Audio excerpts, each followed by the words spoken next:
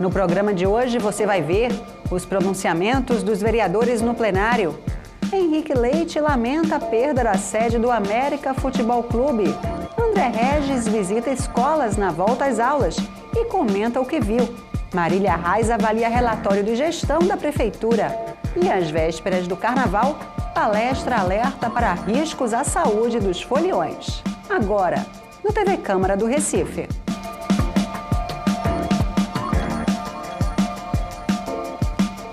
Olá, está começando mais um TV Câmara do Recife Online. E o vereador Henrique Leite lamentou a perda da sede do time centenário América Futebol Clube. Devido ao pagamento de uma dívida, o imóvel foi leiloado e o clube teve que abandonar o local. Na tribuna do plenário, o vereador Henrique Leite lamentou a situação do América. Desde 1951, o clube, campeão pernambucano por 6 vezes, guardava no casarão verde da Estrada do Arraial, a ex-sede, parte da memória do futebol do estado. Os troféus referentes aos títulos pernambucanos de 1918, de 1919, de 1921, de 1922, de 1927 e 1944, entre outros, como o do torneio início de competições amistosas. Foram encaixotados num caminhão e no banco traseiro de um carro. Uma cena triste, uma cena que quem se preocupa e quem conhece futebol, conhece da cultura do nosso estado, realmente sentiu a perda do América Futebol Clube. Sem qualquer resquício do que um dia foi o grande clube, a derrota na justiça por conta de uma dívida de 109 mil resultou no leilão do imóvel avaliado em 5 milhões e 300, um único patrimônio do Mequinha. Não podemos permitir essa derrota do glorioso Alviverde na Estrada do Arraial em uma disputa para simplesmente continuar existindo, perdendo para dar lugar a uma loja de eletrônicos. Henrique Leite disse ainda que o imóvel foi avaliado pela Prefeitura do Recife em 5 milhões de reais. O único patrimônio do clube foi leiloado por causa de uma dívida de FGTS de 109 mil reais. Ele sugeriu que a Prefeitura conceda à sede do clube a classificação de Imóvel Especial de Preservação, IEP. Pediu também à Fundarp e ao IFAM o tombamento do prédio histórico. Eu faço aqui, aproveito para fazer um apelo ao prefeito Geraldo Júlio. Estou encaminhando em forma de requerimento, pedindo para que a sede do América Futebol Clube tenha a classificação de Imóvel Especial de Preservação, IEP, quando também baseado já em parecer do IFAM, que já vem dando na mesma linha. Eu já vou concluir dizendo que é importante que o prefeito faça essa avaliação para que comece a mudar o rumo da história dessa cidade e não deixar que se destrua patrimônio histórico, preservação de meio ambiente e preservação dos patrimônios.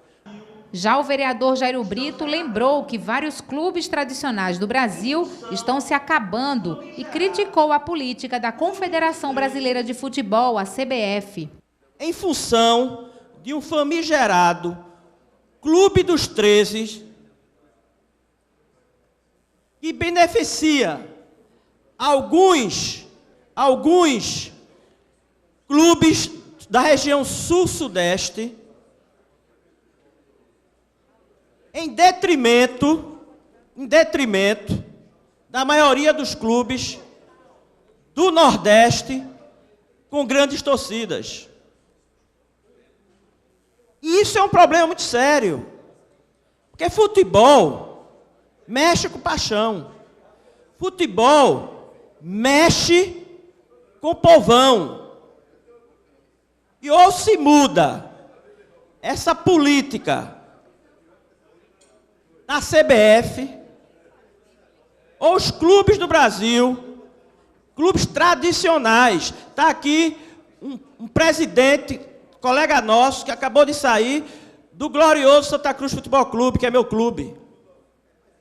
Sabe da dificuldade que é botar um clube desse para jogar futebol. Porque, enquanto um clube como Santa Cruz não ganha absolutamente nada para disputar uma competição, a não ser passagens e alguma coisa, um clube como o Flamengo ganha milhões. Como é que vai competir? Como é que você vai administrar um clube desse? Portanto, Vossa Excelência está trazendo um assunto que, para nós, legisladores, para deputados, vereadores, pessoal do Congresso Nacional, senadores, é preciso tomar uma posição muito enérgica sobre isso. Para o vereador Felipe Francismar, o futebol vive um arbítrio financeiro. Um arbítrio financeiro movido por redes de televisões que realmente se utilizam do seu poderio para fazer as coisas da maneira que elas acham que devem. Então, as cotas de televisões realmente são cotas que são distribuídas de maneiras justas, mas eu não falo nem das cotas de televisões, porque o América mesmo, como Vossa Excelência citou, é um clube que não está jogando praticamente nenhuma competição.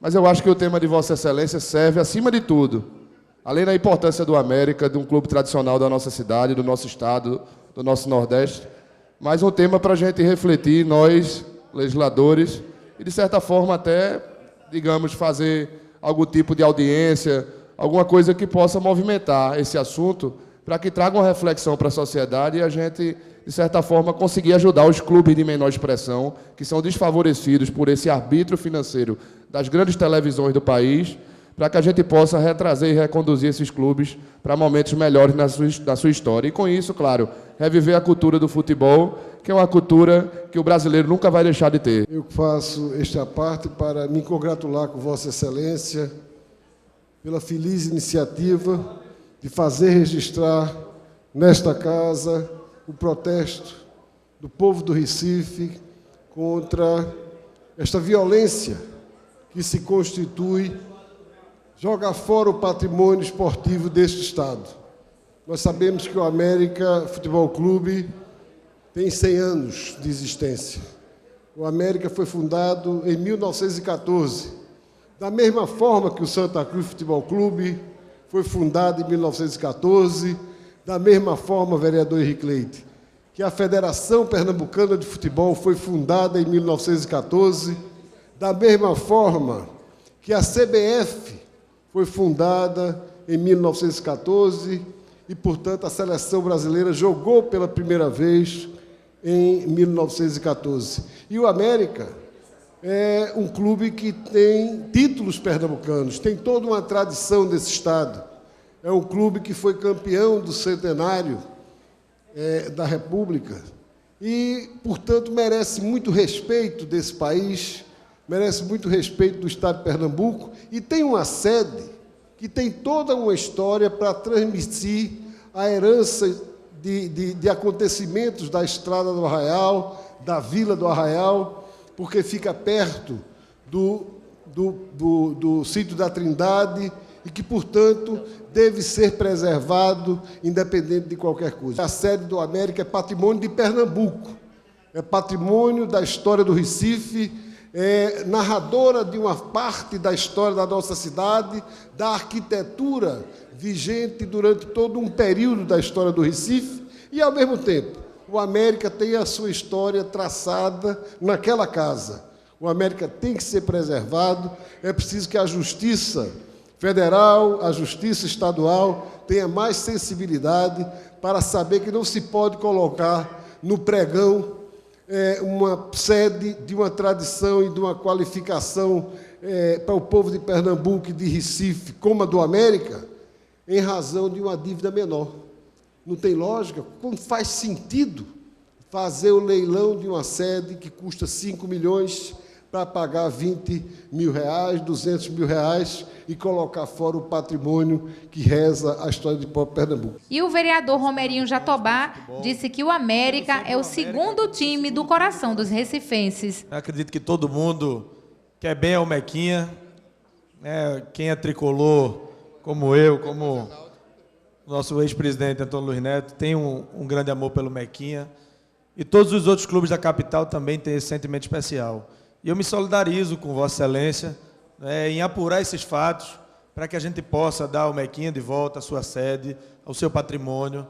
E se no seu leilão foram apontadas irregularidades, que assim a gente possa analisar, apurar. Com a volta às aulas da rede municipal, o vereador André Regis visitou 26 escolas do Recife. No plenário, ele comentou o que viu durante as visitas. O vereador disse que, apesar dos esforços, o atual sistema de educação do Recife está falido e não possibilita um futuro decente para as crianças da cidade. Apesar dos esforços, esses esforços não têm sido suficientes para que a situação seja revertida. É absolutamente lamentável. É lamentável. Saiu a prova do IDEB, está aí o resultado. 4,3 no Fundamental 1, 3,2 no Fundamental 2, sequer batemos a meta do MEC, que é uma meta que não é usada. André Regis também repercutiu o resultado do Recife na prova do IDEB e falou sobre a situação de uma escola municipal no bairro de Santo Amaro. É uma escola que não deveria sequer funcionar no prédio onde funciona, porque impõe risco de vida às crianças. O calor é insuportável nessa escola. As professoras fizeram questão de registrar. Temperatura ambiente às 7h30 da manhã, 34 graus em sala de aula. 12 crianças matriculadas para apenas 9 carteiras. Condições desumanas.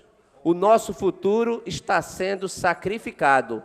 E mesmo nessas condições de adversidade, a Escola Santo Amaro ainda conseguiu 5 no IDEB, numa trajetória de progressão, atingindo uma marca superior aos 4,3 da média do Recife, que é uma vergonha nacional, porque nós figuramos, vereador Antônio Luiz Neto, entre as 5 piores capitais do Brasil. O assunto movimentou o plenário. A vereadora Michele Collins disse que ainda há muito para ser feito na educação do Recife, mas frisou que o Brasil todo passa por dificuldades nessa área. Sabemos que não é como nós queríamos que fosse, não só em Recife. Muitas vezes não depende também só do gestor, depende de contratos, depende de outras circunstâncias que envolvem. Então, eu acredito que o prefeito Geraldo Júlio, junto com toda a prefeitura, tem lutado para fazer o melhor pela educação, mas cabe a nós estarmos aqui realmente fiscalizando e ajudando também. E eu creio que esses seus apontamentos que o senhor faz irão, com certeza, ajudar a prefeitura a detectar onde estão os problemas, porque, às vezes, a gente sabe que nem dentro da nossa própria casa a gente consegue dar conta de tudo o que acontece. E relacionado à escola de Santo Amaro, eu tomei conhecimento que está sendo construído um prédio totalmente estruturado e que dentro de 6 meses, todas as crianças que estão nessa escola que o senhor falou, estarão sendo transferidas para esse novo prédio que oferecerá toda a estrutura necessária para as crianças. Marco Aurélio também reconheceu os problemas e disse que a educação não pode ser partidarizada. Não cabe a educação partidarismo. Os problemas existem, é verdade. E aí a gente é obrigado a reconhecer que não começou no governo de Geraldo Júlio, apesar do PT ter passado 12 anos aqui, também não começou no governo do PT. Essa questão da educação, fica tranquilo, Jurandito, já tivesse muita raiva hoje. Apesar dessa questão não é do PT, essa questão não é do PSDB, essa questão é de todos nós. Vossa Excelência faz uma radiografia do governo que cada um de nós aqui devia estar muito atento ao vosso discurso, e incorporá-lo, e levá-lo para as nossas bases, e trazer contribuição para a cidade. Então, eu continuo sendo aqui sempre atento aos vossos discursos. Acho que esse discurso da gente tem que continuar essa radiografia tem que ser feita, o prefeito tem que ouvir, nós da base do governo temos que ouvir, e a gente tem que procurar melhorar, porque ninguém aqui que eu saiba tem filho em escola pública. Que eu saiba, se tiver alguém, me corrija agora. Todo mundo aqui tem filho em colégio particular. Se depender de mim, de qualquer um que está aqui, os filhos da gente vão estar no Santa Maria, em qualquer outro colégio melhor do Recife. Então esse problema não atinge os nossos filhos, mas nós representamos os pais e os filhos que estão lá fora. Então nós não devemos partidarizar esse discurso. Devemos ter um equilíbrio para que a gente possa melhorar a educação do Recife, independente se é Geraldo Júlio o prefeito hoje ou amanhã, porque isso é a nossa obrigação como vereador, e as pessoas que estão lá fora estão torcendo para que a gente acerte, que a gente fale menos, mas que a gente possa ajudar a fazer mais. No primeiro discurso do ano, Marília Reis questionou o relatório de gestão apresentado pelo prefeito Geraldo Júlio durante a abertura dos trabalhos na Câmara do Recife. O relatório diz que 27 praças foram reformadas em 2014. De Areias ao Vasco da Gama. Quem frequenta as praças do Recife sabe que elas estão em péssimo estado. Aqui mesmo ao lado, não precisa a gente ir muito longe.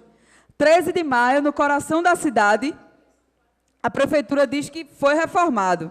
Os banheiros estão entupidos, não tem água, nem papel higiênico, e a segurança é lamentável. Os assaltos, os relatos de assaltos no 13 de maio são constantes. Nem precisaria ir muito longe também. A gente vai aqui na Praça Maciel Pinheiro, na Boa Vista, e a situação também é precária. Os jardins estão mal cuidados, a fonte está seca, os bancos estão em petição de miséria, e ainda há relatos de que há vazamento de corrente na praça. Se Clarice Lispector fosse viva, teria vergonha de voltar ao local onde morou. E a Rua da Aurora? Gradis quebrados, pichações, equipamentos destruídos. Estamos atentos a essa situação e pretendemos convocar uma audiência pública, especialmente para discutirmos uma solução desse cartão postal do Recife. Bem, para não me estender mais, deixo para o fim um absurdo maior cometido pelo senhor prefeito. Na página 84, o documento diz que 2 unidades dos prometidos Compás estão em obras, mas pelo andar da carruagem não vão ficar prontos nem tão cedo. No Diário Oficial de 6 de fevereiro, está aqui o Diário Oficial, de 6 de fevereiro desse ano, o decreto número 28574 abre a suplementação de crédito no valor de 6,3 milhões para o Gabinete de Projetos Especiais. Sabe o que isso significa? Que foram tirados 6,3 milhões do Compás, justamente dessa rubrica que é destinada à construção dos Compás.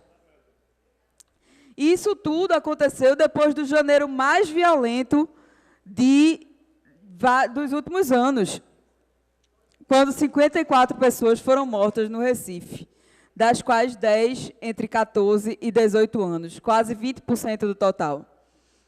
Comparando com janeiro de 2014, é um aumento de 40%. Acredito eu que, por meio do Compás, a médio e longo prazo, poderíamos reduzir esses índices lamentáveis.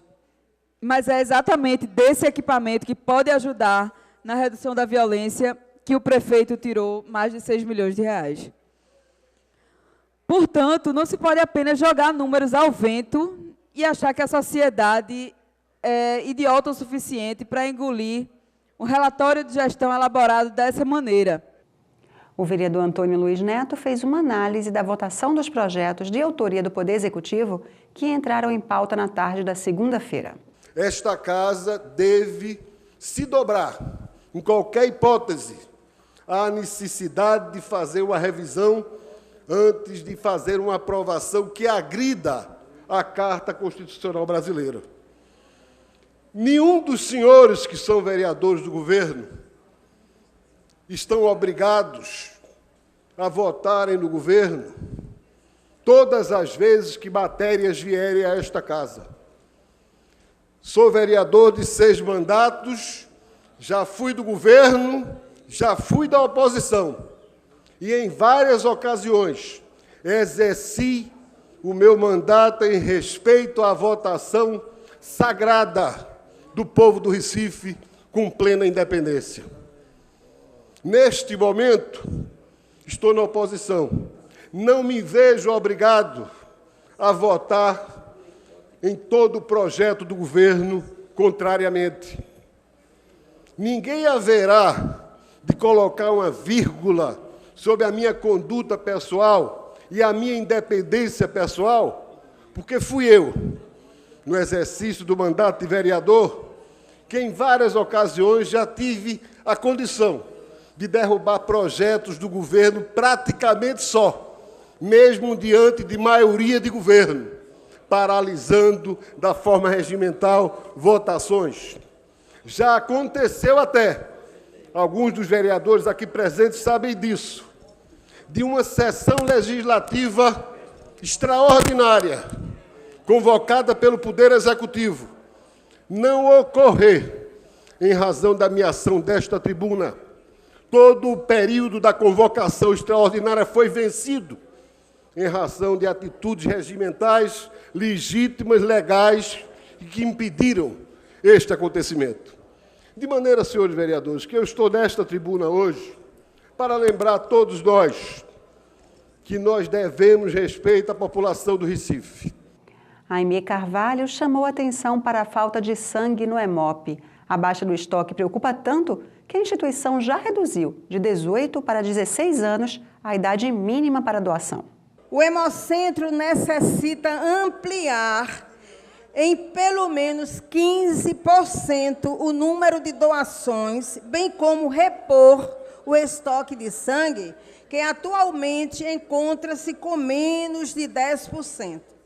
O estoque de sangue disponível na Fundação são os tipos sanguíneos A positivo, A negativo, O positivo, O negativo, AB positivo e AB negativo, que estão em estado crítico. Já o B positivo e o B negativo estão em alerta. Como medidas para estimular o aumento do número de doadores, foi revista a faixa etária para doação, passando da idade mínima de 18 anos para 16 anos, desde que, com a autorização do responsável, e a máxima de 67 para 69 anos, pesar no mínimo 50 quilos, estar descansado, ter se alimentado bem e portar um documento oficial de identificação com foto. A taxa de doação de sangue por habitantes no país, senhores vereadores, caiu nos últimos 2 anos, passando de 18,75% por 1.000 habitantes para 17,84% por 1.000 habitantes. Os dados que aqui forneço são do Ministério de Saúde, e a queda está relacionada ao aumento da população sem que haja crescimento significativo do número de doadores. Portanto, é preciso destacar a necessidade de se tornar a doação de sangue um hábito e ampliar o número de pessoas que tenham como uma rotina de vida esse compromisso solidário. Doar sangue é salvar vidas, é estender sua vida a outra pessoa, independente do seu tipo sanguíneo. Alguém sempre vai esperar a sua doação. Participe. Um simples gesto seu pode salvar uma vida. Em ritmo de carnaval, funcionários da Câmara assistiram no plenarinho a uma palestra sobre saúde durante a folia. A palestra da doutora Vânia Gonçalves, chefe da Coordenação de Saúde da Câmara, abordou os principais riscos para os foliões que não cuidam da saúde. É no carnaval, com a euforia e o aumento no consumo de bebidas alcoólicas e outras drogas, que as pessoas ficam mais expostas a certos tipos de doenças. Essa junção de carnaval, de muita exposição da escultura física e com toda essa evolução do que a gente vê da sexualidade hoje, que hoje está muito mais permissível. Então, a gente tem que se cuidar. Então, a exposição geralmente ocasiona uma predisponibilidade maior à aquisição de doenças. Vânia Gonçalves alertou: um simples beijo pode levar ao contágio de várias doenças, entre elas herpes e mononucleose. Beijo é complicado, que é a história da mononucleose, que é o vírus do Epstein-Barr, que ele é passado um percentual muito grande pelo beijo.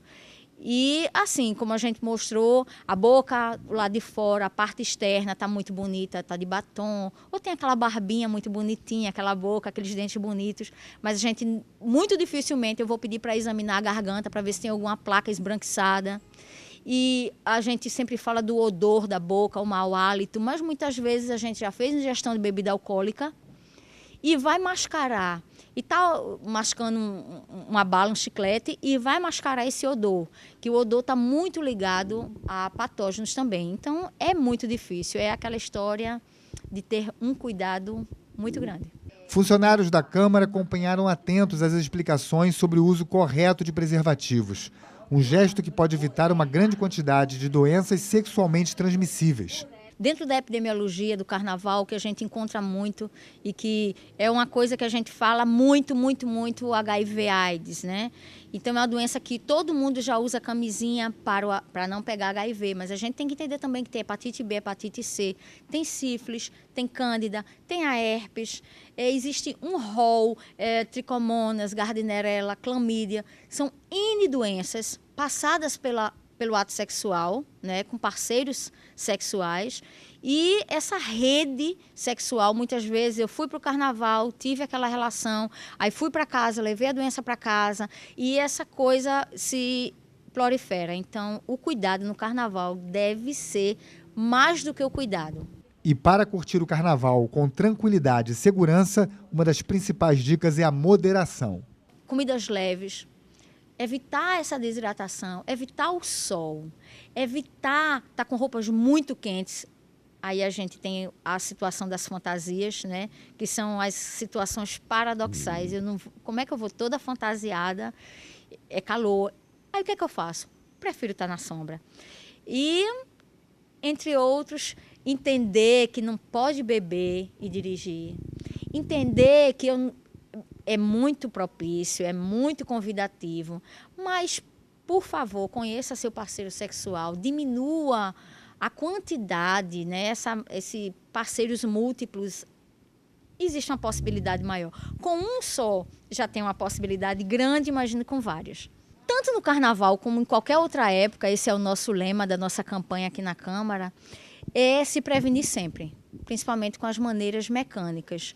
As maneiras de conhecer o seu parceiro sexual é importante, não posso nem preservar pela monogamia, mas assim, conhecer o seu parceiro e usar o preservativo, seja ele masculino, seja ele feminino. Higiene, como a gente falou, então a higienização das mucosas, tanto oral, genital, é importante, porque a sujidade é um veículo, é um fômite, vamos colocar assim, para as bactérias, fungos, protozoários, todos esses patógenos que podem causar doenças sexualmente transmissíveis. A gente fica por aqui. Para rever esse e outros programas, acesse nosso canal youtube.com/Câmara do Recife. Até mais!